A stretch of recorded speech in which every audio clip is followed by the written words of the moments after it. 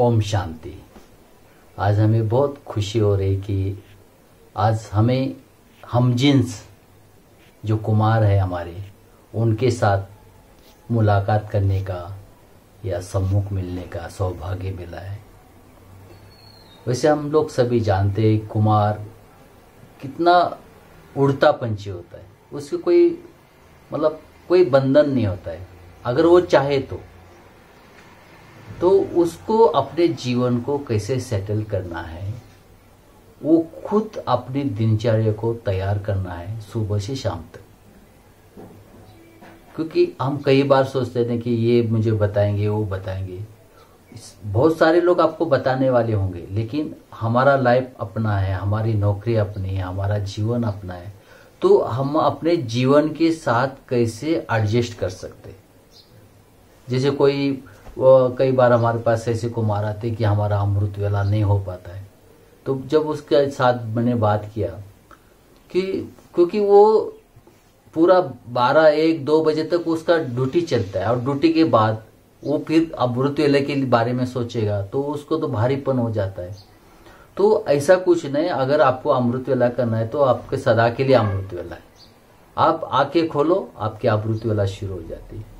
इसलिए छोटी छोटी बातों में हम जाके उसमें भारीपन तैयार नहीं करना, हम उसका रास्ता बनाना है, अटकना नहीं। कि अटक जाएंगे तो फिर भटक जाते हैं हम लोग। तो जैसे कि सबसे बड़ी जो आती है समस्या कुमारों को कि भोजन का, अब भोजन टाइम पे नहीं मिलता है। तो कई बार उस सेंटर पे खाए, कभी उस सेंटर पे खाए, कहीं कोई बीके लोगों के पास खाए। मेरा अनुभव है कि मेरा लौकिक भाई है, वो उसने शिवानी बहन का क्लास सुना कि अन्न का कितना असर पड़ता है। और उसने जब शुरुआत की और भोजन इतना स्वादिष्ट और शुरुआत भी की और अच्छी तरह से, तो उसके बाद उसने यह अनुभव किया कि भोजन बनाने में टाइम कितना लगता है। आप एक प्रेस कर रहे हैं और उधर तो दाल चढ़ा दिया है या चावल का कुकर चढ़ा दिया है, रोटी के लिए आटा बनाया, कितना थोड़ा सा टाइम। और उसके लिए हम कितनी बड़ी बड़ी बातें सोचते हैं, हम 10 किलोमीटर दूर भी जाएंगे वहां भोजन नहीं करके, वहां भोजन करने के लिए। लेकिन जब हम अपने हाथों से भोजन बनाते, उसका वाइब्रेशन, उसका महत्व और उसकी खुशी, भले आपका टेस्ट में ऊपर नीचे हो सकता है, लेकिन जो अगर हम अपने हाथ से बनाते तो उसका जो महत्व है और उसका जो पावर है वो आपको अनुभव होगी। हाँ, जिसकी व्यवस्था सही रूप से होती है वो बात अलग है, लेकिन ज्यादातर मैं समझता हूँ कि 80-90% कुमारों को खुद भोजन बनाने के खाने का आदत डालनी चाहिए। और इसमें फिर आलसीपना, अगर हम सोचे कि हम 4 कुमार इकट्ठा हो जाए, 4 कुमार इकट्ठा होके हर एक को अपने अपने एक ड्यूटी लगाई जाए कि तुम ये करना, आज तुम ये करना, तो इतना हंसते खेलते सारा तैयार हो जाता है और कितनी खुशी मिलती है। मुझे याद है कि मैं शुरू में जब मधुबन में आया था तो मेरा बहुत दिल करता था कि मैं मधुबन रहूं। लेकिन मैं बहुत छोटा था उस समय, लेकिन अंदर से संकल्प बहुत स्ट्रांग था कि मुझे रहना है। तो मैं एक बार आया, देखा यहाँ कैसे, फिर दोबारा आया, फिर तीबारा आया, ऐसे मैं 4 बार आया गया, देखा यहाँ कैसे है, वहां कैसे, यहाँ कैसे। और जब मैंने डिसाइड किया नहीं, मुझे अब सेटिस्फाई है कि मैं यहाँ मधुबन में रह सकता हूँ, क्योंकि जो भी समस्या, ऐसा नहीं कि यहाँ कोई समस्या नहीं, यहाँ भी परीक्षा पेपर हर जगह होता है, तो मैं इस पेपर में पास हो सकता हूँ। और फिर दादी ने मुझे 1986 में पूर्ण रूप में यहाँ समर्पित भी कराया। और जब एक बार समर्पित हो गए तो फिर पीछे मुड़ के नहीं देखा कि भाई वो जीवन अच्छा है, जो कुछ है यही मेरा जीवन है, इसी से हमें आगे बढ़ना है और इसी में हमें प्राप्त करना है। तो हमें शुरू से रोटी बनाने का काम था, फिर हमने यहाँ आए ज्ञान सरोवर में तो भोजन खिलाने के लिए।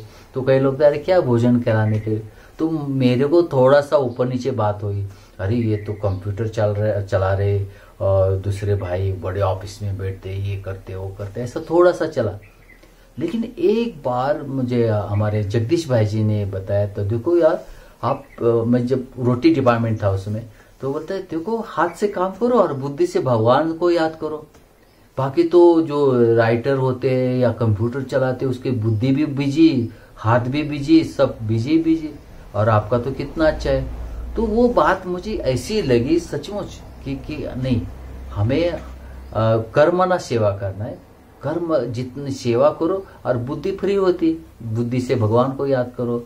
तो ऐसे करते करते हम फिर मधुबन से ज्ञान सरोवर पहुंचे। ज्ञान सरोवर में फिर मुझे भोजन विभाग में भोजन खिलाने के, तो शुरू में लोग मजाक भी गए, क्या खाना खिलाते। कभी कभी ऐसा भी लगता था अरे क्या खाना खिलाने की कोई ड्यूटी होती है कि खाना खिला रहे। लेकिन मैंने देखा कि नहीं, मुझे दादी जी ने भेजा है, मुझे बाबा जी ने सिलेक्ट किया है यहाँ, तो मुझे जो है उसको हम स्वीकार करके आगे बढ़ना है। और जब मैंने ये बात स्वीकार की तो मैंने देखा कि जब से ज्ञान सरोवर शुरू हो गया तो हमारे पास जानकी दादी, गुलजार दादी, सारे सीनियर बहनें सब हमारे पास भोजन करने आने, उनकी व्यवस्था करने की, उनके अंग संग नजदीक आने के, उनके अनुभव सुनाने के सौभाग्य मिला। और इतने सारे अनुभव करते करते हम थोड़ा थोड़ा लिख के भी रखते थे, थोड़ा सा चलो काम आएगा करके लिख के रखते थे। तो क्या हुआ, एक दिन मुझे ऐसा प्रेरणा आई कि नहीं कुछ करना, मेरे पास तो इतने लोगों के साथ के नज़दीक के अनुभव। तो मैं सोचना शुरू किया कि मुझे क्या करना चाहिए क्या। और सबसे बड़ा मुझे जब कैंसर हुआ था 2008 में, तो जैसे कि वरदान के रूप में मेरे सामने आ गया, क्योंकि उस समय एकदम मैं फ्री था। तो मुझे कुछ करूं, मैं कुछ करूं ऐसा लगा। करे तो करे क्या, तो थोड़ा आवेगतवानी सारे रीडिंग किया, बाकी कुछ लिखे पढ़े। तो फिर एक दिन क्या हुआ, बाबा ने मुझे एक बहुत अच्छा अनुभव कराया। यहाँ दादियों का प्यार तो मिलता था, लेकिन बाबा शांतिवन में आने का प्रोग्राम था और मैं अपने कमरे में बैठा था। तो कमरे में बैठा तो मुझे लगा कि बाबा 25,000 लोग वहाँ आए हैं, 25,000 लोग, और मैं अकेला बैठा हूँ और मेरे आंखों से ऐसे पानी आने लगे एकदम।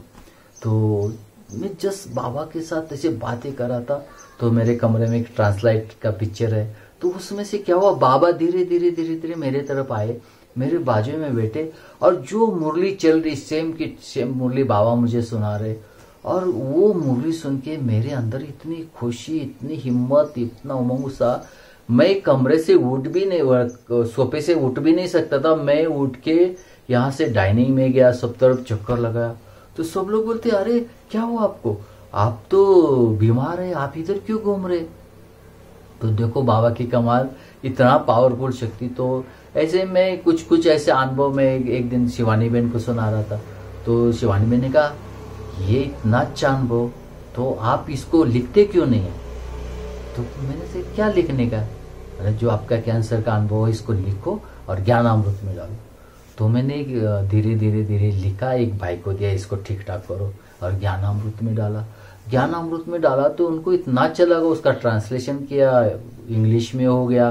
फिर जैसे वो बाहर पब्लिश हुआ तो मराठी, गुजराती, तमिल, बहुत भाषा में ट्रांसलेशन हो गया। तो मैंने देखा कि जो चीजें भगवान ने हमें दिया है, थोड़ा उसको लिख के रखना चाहिए, थोड़ा थोड़ा उसको स्टोर करना चाहिए, और ये चीजें हमें बहुत काम आ जाती है। फिर जीवन के अंदर वो चीजें बहुत काम आती है। तो मैंने देखा फिर धीरे धीरे मैंने ये जो अनुभव था, तो पीस ऑफ माइंड, ETV, इनको पता चला, तो उन्होंने भी मेरा साक्षात्कार करा दिया, इंटरव्यू लिया। तो ऐसे करते करते जब मैं विदेश गया, पहले मैं यूरोप गया, तो जब यूरोप गया तो वर्ल्ड रिन्यूअल में ये आर्टिकल आ गया था। तो वर्ल्ड रिन्यूअल से बोलते सुभाष भाई आप मुझे हमें ज्ञान नहीं सुनाओ, आप अनुभव सुनाओ। तो मैं जब उस सबको अनुभव सुनाता था तो इनको इतनी खुशी होती थी। फिर जब मैं अमेरिका 2017 में गया, करीब 2.5 माह, तो जिधर भी जाते थे मैं थोड़ा सा बाबा का ज्ञान सुनाना शुरू करते थे, बीच में कोई ना कोई उठ के खड़ा रहते थे, नहीं आपका अनुभव हमें सुनाओ। तो फिर वही चीजें शुरू हो जाती थी। तो जब मैं कनाडा में एक जगह वैंकूवर में क्लास करा रहा था, अनुभव सुना रहा था, तो एक माता खड़ी हो गई, बोलती पता है आपको किसने बुलाया। मैंने कहा किसने, मैं आया हूँ। नहीं मैंने बुलाया आपको। बोला कैसे। मैंने कहा आपको मैंने पीस ऑफ माइंड में सुना, और तब से मैं बाबा को रोज अमृत वेला बोलती हूँ, ये भाई से मुझे मिलना है, भाई से, देखो बाबा ने आज आपको यहाँ भेज दिया। तो देखो कैसे हमें भी कितनी वो बात की खुशी होती कि माता का जो प्यार, माता की जो पुकार है, बाबा कैसे पूरी करता है। तो हमारे मन में जो भी संकल्प चलते हैं, एक स्ट्रांग संकल्प चलते हैं, तो उसको हम आगे आगे बढ़ाते रहो, स्ट्रांग करते रहो, तो एक समय वो आपको सफलता देगा। और ऐसे नहीं कि हमें बड़े सोच तो रखनी चाहिए, लेकिन साथ साथ उस सोच के साथ आगे भी बढ़ना है। ये नहीं कि सोच बहुत बड़ा रखा और जा रहे हम दूसरी तरफ, ये नहीं। तो जो कुमार जीवन हमें मिला है, तो कुमार जीवन को हमें सफल बनाने के लिए हमें क्या क्या करना चाहिए, क्या क्या सोचना चाहिए, वो अपने अंदर ही अंदर ये बातें हमें चर्निंग करनी चाहिए। जैसे अभी इतना बड़ा कोविड का संकट आया, तो मैंने सोचा कि क्या करे इसे, क्योंकि कुछ गेस्ट नहीं, कोई काम नहीं, हमारे घर के ही सब जैसे बैठे हैं। तो मैंने देखा कि हमारी जानकी दादी जी जिस दिन शरीर छोड़ा, मेरे को अंदर से प्रेरणा कि नहीं मुझे कुछ लिखना है करके, और मैं लिखना शुरू किया। तो मैंने पहला आर्टिकल लिखा, तो मैंने हमारे वो राजू खुशी के जो हमारे दीक्षित भाई थे उनको भेजा। तो उन्होंने मुझे फोन करके बोला कि सुभाष भाई, ये बड़े बड़े आर्टिकल कोई पढ़ता नहीं आजकल, ना किसी को पढ़ता, आप ये जो आर्टिकल है उसको 5 बार में बांटो, 5। तो मैंने वो शुरू किया। तो रोज एक एक किस्सा जानकी दादी का लिखता था 2 मिनट का, और व्हाट्सएप में डाल देता था। तो इतना लोगों को इतना पसंद, और 1-2 फोटो डालता था इसमें, तो वो लोगों को पसंद आया। उसके बाद मैं फिर हमारे प्रकाश मणि दादी का भी मेरे पास बहुत सारे, तो जानकी दादी जी के 50 लिखे, फिर प्रकाश मणि दादी के 100 लिखे, फिर हमारे गुलजार दादी के 50, फिर जगदीश भाई के 25, मम्मा के 25। तो इतना आनंद आता है, सारा दिन बुद्धि उसमें लगी रहती है, काम तो सेवाएं तो चलती रहती, लेकिन बुद्धि उधर लगती। तो हमें याद रखना चाहिए कुमारों को कि हमारे पास पेंडिंग वर्क, मतलब कुछ ऐसा स्टोर होना चाहिए पेंडिंग, कि भाई ये काम पूरा होगा तो फिर इसके बाद मुझे ये करना है, ये पूरा हुआ तो ये करना है। तो हमारे माइंड में बिजी होते, हम भी बिजी होते। कई लोग बोलते अरे आज तो कोई काम ही नहीं। तो ऐसा कभी नहीं होना चाहिए कि हमारे सामने एक काम का ढगला होना चाहिए पूरा, ताकि हम समय आते ही उसको यूज करें। तो मैंने ये अनुभव किया है कि आज देश विदेश सारा हम बेचते हैं, और मैंने अभी एक संकल्प किया है कि जो भी हमारे आदि रत्न है उनके लिए मैं थोड़ा सा 5 मिनट का एक वीडियो बनाऊं, ताकि सबको पता चले विश्वरतन दादा कौन थे, आत्म मोहिनी दादी कौन थी, भोली दादी कौन थी। तो ये लोगों को पता ही नहीं, क्योंकि हम फिर भी भाग्यशाली थे। जो अभी जो कुमार है उन्होंने न दादियों को देखा न किसी को देखा, तो उनको कैसे पता चले।